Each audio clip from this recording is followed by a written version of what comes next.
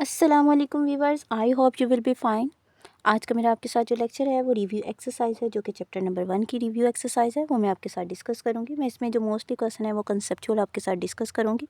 Channel को like, comments और subscribe करना मत भूलिएगा, ताकि आपको इसके तमाम के तमाम स्टेप्स और जो कंसेप्चुअल क्वेश्चन हैं वो समझ आ सकें और हमारी नई वीडियोस जो हैं वो आप तक पहुंच सकें। चलते हैं अपने क्वेश्चन की तरफ। क्वेश्चन नंबर 4 है। क्वेश्चन नंबर 4 में हमारे पास क्वेश्चन इस तरह से दिया है कि is zero is a rational number, explain. अगर ज़ीरो हमारे पास एक रैशनल नंबर है तो कहते हैं कि एक्सप्लेन करके बताएं कि ये ज़ीरो क्यों है, ज़ीरो जो है वो रैशनल नंबर क्यों है। अगर वो रैशनल नंबर है तो वो क्यों है, वो एक्सप्लेनेशन हमने यहाँ पे देनी है। तो यस, ज़ीरो हमारे पास जो है वो एक रैशनल नंबर है। रैशनल नंबर इसलिए है कि तमाम के तमाम नंबर्स को हम पी बटा क्यू की शक्ल में लिख सकते हैं। तो इसका आप आंसर इस तरह से लिख सकते हैं कि yes, zero is a rational number. तो ज़ीरो हमारे पास जो है एक रैशनल नंबर है।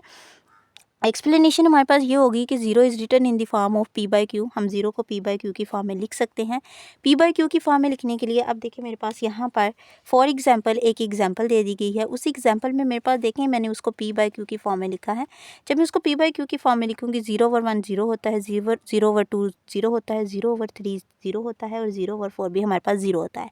बिकॉज क्योंकि एवरी नंबर जो है वो हर number which can be written in the form of P by Q, हम हर नंबर को जो है पी बाई क्यू की फॉर्म में लिख सकते हैं।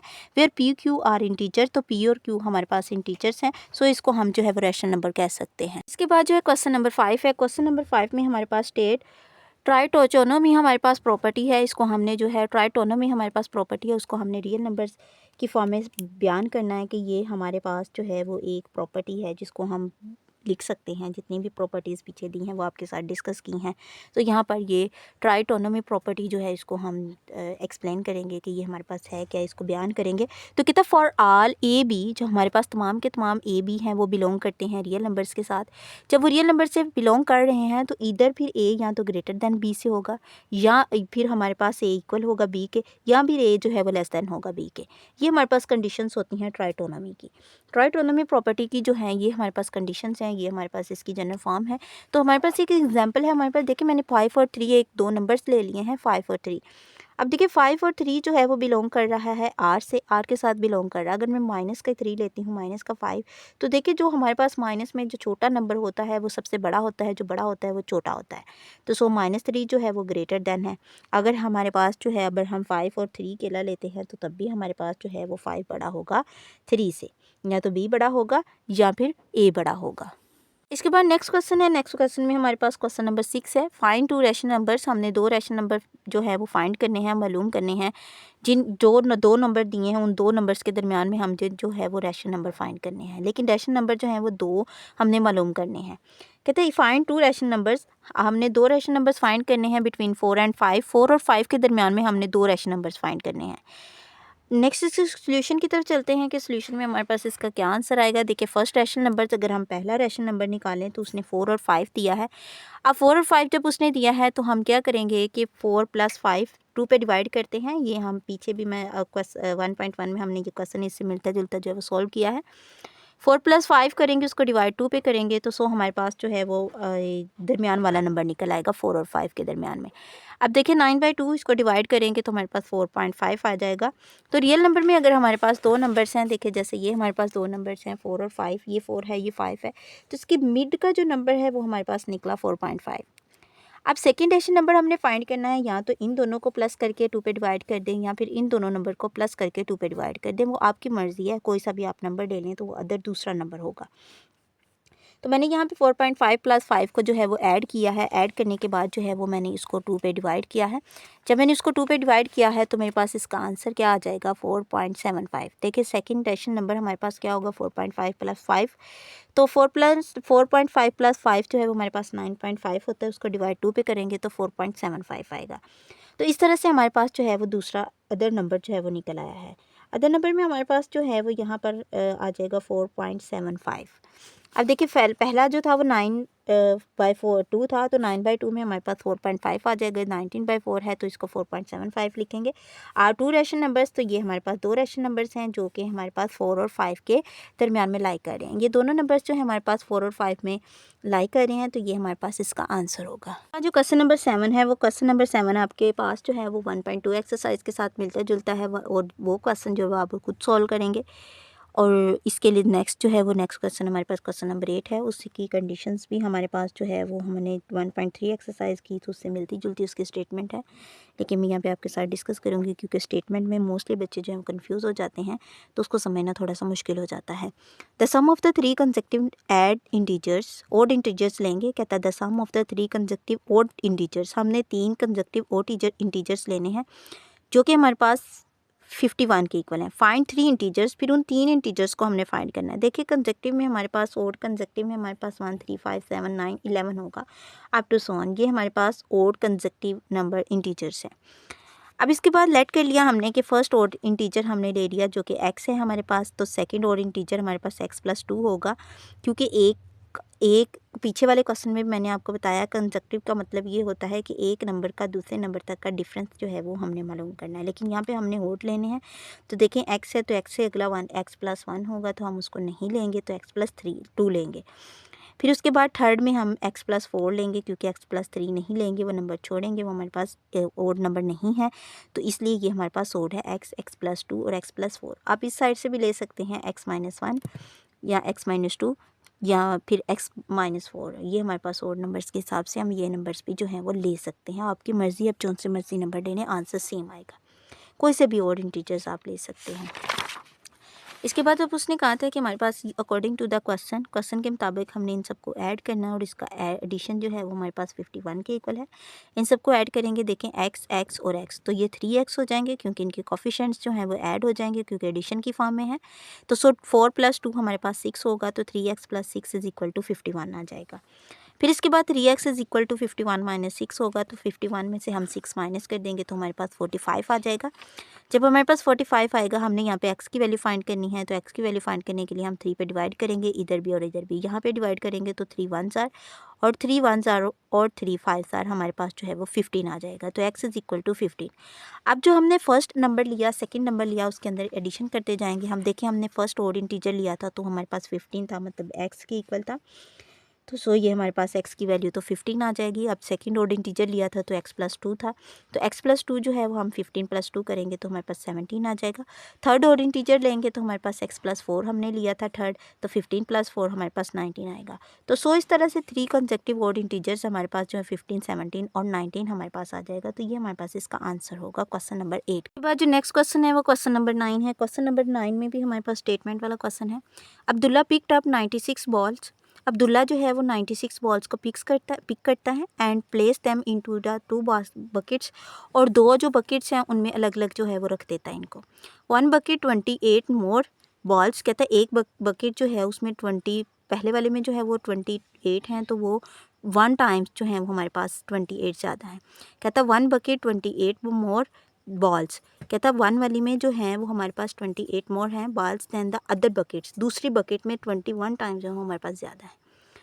How many balls were in each buckets, कहता बताना है कि हर बकेट में हमारे पास जो हैं वो कितनी बॉल्स हैं, ये हमने बताना है।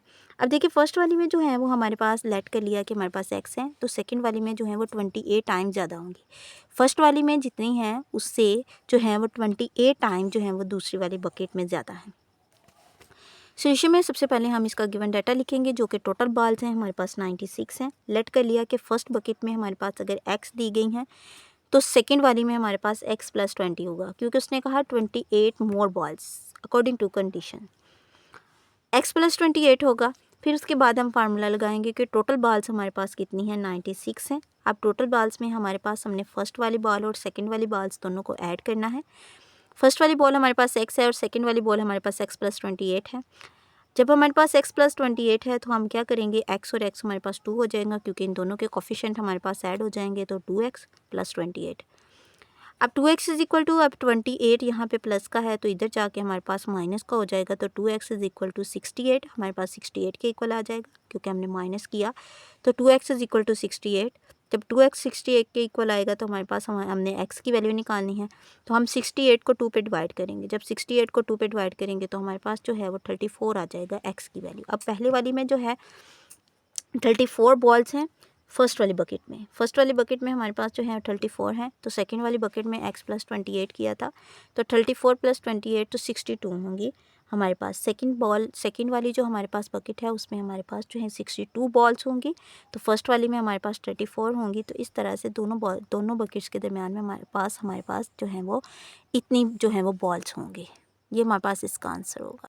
नेक्स्ट क्वेश्चन नंबर 10 है, सलमा इन्वेस्टेड 3,50,000 3,50,000 जो है वो बैंक में इन्वेस्ट करती हैं, विच पेड सिंपल प्रॉफिट, उसको simple profit at the rate of 7 से ही 1/4% जो है वो आएगा।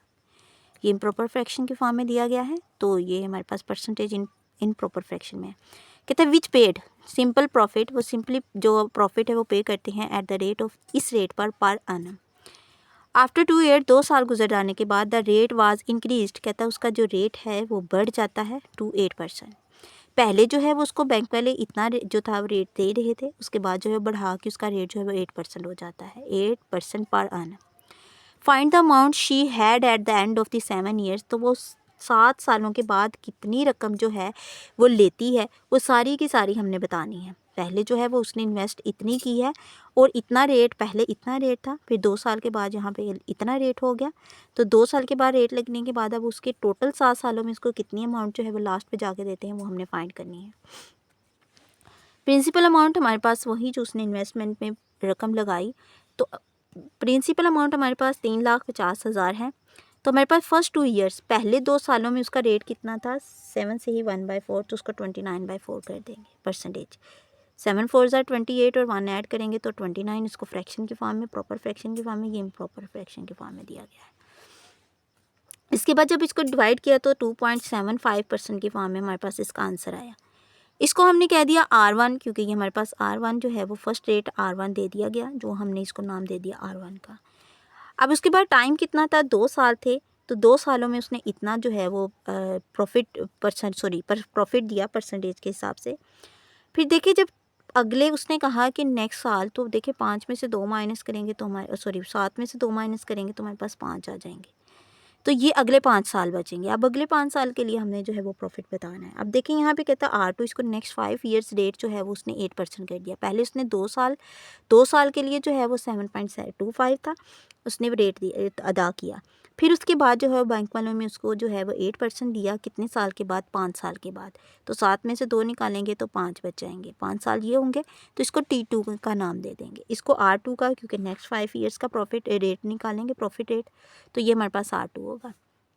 फर्स्ट 2 ईयर्स, पहले 2 ईयर्स के हिसाब से हमने अमाउंट ऑफ प्रॉफिट निकालना है। अमाउंट ऑफ प्रॉफिट निकालने के लिए हमारे पास इसको I का नाम देंगे। सो इसका I का नाम देंगे तो हमारे पास फार्मूला है P principal amount cross R हमारे पास डेट और T टाइम, और फिर नीचे हमारे पास 100 आ जाएगा। इसको हम जो है वो इक्वल रखेंगे 1 के। अमाउंट ऑफ प्रॉफिट, ये आपने फार्मूला जो है वो पीछे भी पढ़ा है, मैंने आपको जनरल फार्मूलाज जो थे वो एक्सरसाइज से पहले भी बताए थे। इसके बाद यहाँ पे हमारे पास आ जाएगा 1 I। सो I जो है वो हमारे पास अमाउंट ऑफ प्रॉफिट है। यहाँ पर हम वैल्यूज पुट करेंगे, P प्रिंसिपल अमाउंट, R हमारे पास रेट की वैल्यू और T हमारे पास टाइम। T1 यहाँ पे फाइंड करेंगे 7.25 2 सालों के हिसाब से, और 100 के ऊपर डिवाइड करेंगे। अब ये 20 जो है वो इस 100 वाले 20 के साथ कट होंगे। जब इस 100 वाले 20 के साथ कट होंगे तो हमारे पास जो है वो अमाउंट बच जाएगी 3500 मल्टीप्लाई 14.5, क्योंकि हमने 14.5 इसलिए 7.25 को हम मल्टीप्लाई करेंगे 2 के साथ, तो हमारे पास 14.5 आ जाएगा।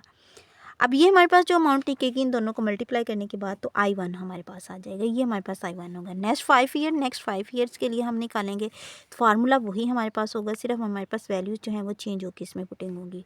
P हमारे पास प्रिंसिपल अमाउंट, R2 हमारे पास जो है वो रेट है, T2 जो है वो हमारे पास टाइम है, तो इसको 100 पे डिवाइड करेंगे। सबसे पहले हम इसी तरह जैसे पीछे किया, दोनों जीरो को ऊपर वाले के साथ कट कर दिया, तो हमारे पास 3500 क्रॉस 8 क्रॉस 5, 8 5 ज़ार 40 हो जाएगा। 3500 को 40 के साथ मल्टीप्लाई किया तो 1,40,000 आ जाएगा। तो हमारे पास 40,000 R2 हमारे पास अमाउंट ऑफ प्रॉफिट निकल आया। अब पहले वाले 2 साल और 5 साल के बाद दोनों को हम क्या करेंगे, ऐड करेंगे। फॉर 7 ईयर्स 7 सालों के लिए जो है वो हमारे पास कितनी अमाउंट ऑफ प्रॉफिट होगा, तो इसको इतना प्रॉफिट जो है वो बैंक वाले 7 सालों में अदा करेंगे। आई होप व्यूअर्स आपको आज का लेक्चर जो है वो समझ आ गया होगा। लाइक, कमेंट्स और सब्सक्राइब करना मत भूलिएगा।